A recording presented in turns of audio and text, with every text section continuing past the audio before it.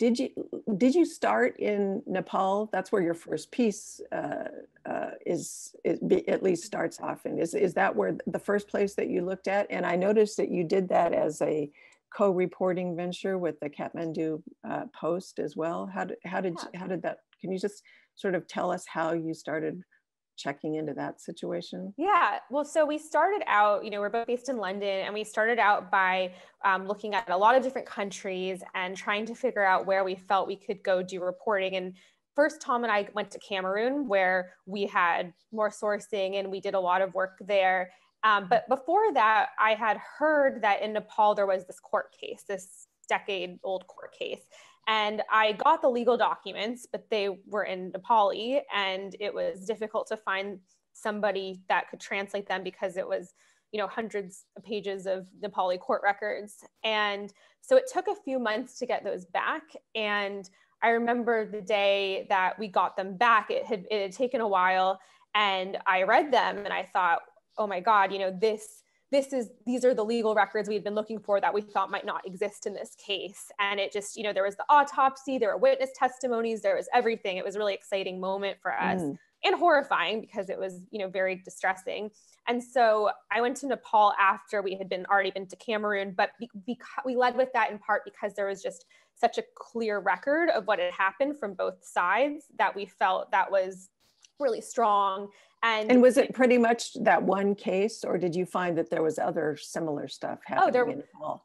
There were dozens of cases, and we get into some of them. And there was actually just a recent case kind of similar this summer. But yeah, there were multiple cases, but this was the one where it had gone as far as court documents, where the prosecution had filed these. And as reporters, because with the story, WWF had been able to be dismissive for so long, saying, well, where are the records? We wanted to start with, well, here's 100 pages of documents. And of course, then, I went to Nepal and I interviewed all the people involved.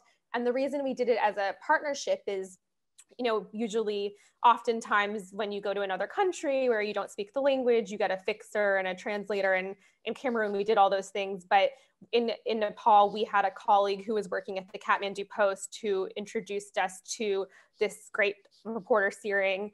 And she, we thought, well, let's do it as a collaboration with this part where you can take this part and do it as your own story that's more local. And then we'll use what we find, and we'll share the documents that we have with you. And because we felt like there was a local story and this international story. So I'm really happy with how that turned out and that we were able to do that with the Kathmandu Post. Yeah, their piece turned out very well as well. Mm-hmm. So, these court documents existed, and in the case of that first guy who died after being beaten and probably tortured, the charges were all dropped against those guys. What happened with that? How did they manage to get out from under that? And were you able to find out whether the World Wildlife Fund had done any direct lobbying or had any influence in getting those charges dropped? Yeah, I think it was interesting to read the report that WWF commissioned that came out a few weeks ago, and they did address this, and they said that it was irresponsible for WWF to have played the role that they did there in terms of being supportive of one side over the other before there had been any investigation. What we heard and what we reported is that there was just a lot of pressure on the government to drop the charges. But what I think, again, the fact that after the case, even after all these charges were dropped, not only were there similar cases, but the people accused, they confessed to waterboarding and torturing suspects with other officials, and in one case in this self-published book, which in WWF never really seemed to notice that these people that they continued to work with, and in one case actually handed an award to, were freely saying yes, not in the case of Shikaram, they had denied it, but in other cases they went, yeah, that's how we interrogate suspects, that's how we get anything out of them, which I found. Yeah, there was this one quote from that book that you guys highlighted in your story, which I thought this was from the assistant warden of that national park, and who said, yes, I'm writing here about, I waterboarded and tortured poaching suspects. Yes, he said, I could have hidden the truth and not talked about it in the book, but I didn't because I wanted to present the real scenario. I wanted to let people know about the situation at the time and say, this is what had to be done to save the rhinos. Right, and part of WWF's response before our story was always, well, we didn't know this was happening. This book was in English and it was an ebook available on Amazon. So, it wasn't, I'd like to say that it was really difficult to uncover for me, but this was all out there. And, something else that either Tom or I could speak to is also WWF itself had commissioned a lot of reports where they had sent people into the field in different countries to see whether these abuses were indeed happening. And that was a big part of our reporting as well, in terms of a paper trail where, at the beginning we didn't know this, but we eventually uncovered over half a dozen reports that WWF commissioned itself that found that these abuse allegations were credible, were happening, that the charity had to take action. And all the while they were saying, well, we don't really know if these are credible. So Tom, how did they explain away those previous reports and investigations they had done themselves, which I think went back to like 2015, right? Yeah, so there had been a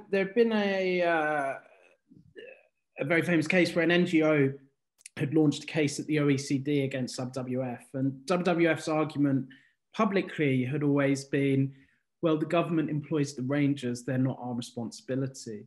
But the reports that we looked at would all say to the charity, you need to do something about this, here are recommendations. And it was the same things time and time again. It was, clear lines of responsibility between yourselves and the rangers, functioning complaint systems, and also broader things such as more engagement with Indigenous communities, that actually, the charity isn't engaging with the Indigenous communities that live around the parks. And we know that in the case of at least one of these reports, it had gone to board level. We know that they were discussed at the very top level of the charity. And what was interesting for us is that there were a lot of commonalities between those reports, in terms of not just the kinds of abuses, but the kinds of recommendations that were made. And it was, as a reporter, this story had, normally you work on a project and you'll get one or two real light bulb moments where you get your hands on something and you think, oh my God, we've unlocked the door, this is it.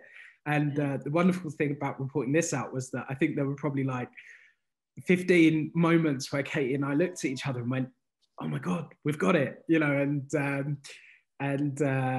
so that, as a reporter, it's always a pleasure to find those things that kind of stand up your story.